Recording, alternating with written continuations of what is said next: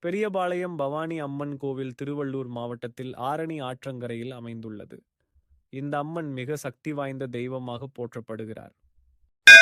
பெரியபாளையம் பவானி அம்மன் கோவில் தல வரலாறு. பல நூற்றாண்டுகளுக்கு முன்பு ஆந்திராவிலிருந்து வளையல் வியாபாரி ஒருவர் சென்னைக்கு வந்து வியாபாரம் செய்துவிட்டு திரும்பிக் கொண்டிருந்தார்.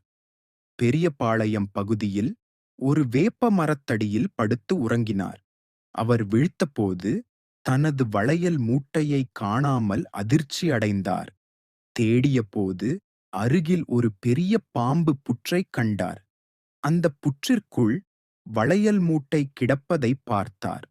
ஒரு கம்பால் அதை எடுக்க முயற்சித்தும் முடியவில்லை. விரக்தியுடன் வீட்டிற்கு திரும்பிச் சென்றார்.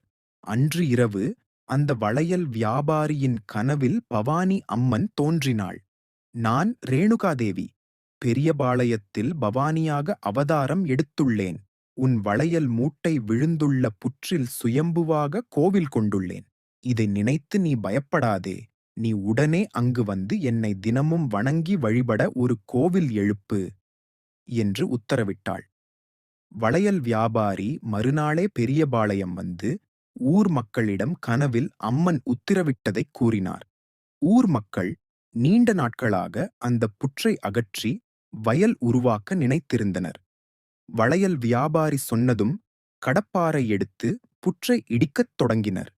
பாதி புற்று இடிக்கப்பட்ட நிலையில் நங் என்ற சத்தம் கேட்டு கடப்பாரையில் ரத்தம் காணப்பட்டது. புற்றிலிருந்து ரத்தம் பீரிட்டு வழிந்தது. பயந்து போன மக்கள் புற்றை முழுமையாக அகற்றிப் பார்த்தபோது சுயம்பு ஒன்று இருந்தது. அதன் மேல் பகுதியில் இருந்துதான் ரத்தம் வந்து கொண்டிருந்தது. வளையல் வியாபாரி உடனே தனது மஞ்சளை எடுத்து ரத்தம் வந்த இடத்தில் வைத்து அழுத்த ரத்தம் நின்று போனது. அதன் பிறகு அந்த சுயம்புவை மூலமாகக் கொண்டு அம்பிகைக்கு கோவில் கட்டப்பட்டது. கோவிலின் கருவறையில் சுயம்பு மீது வெள்ளிக் கவசம் அணிவிக்கப்பட்டு வழிபடப்படுகிறது.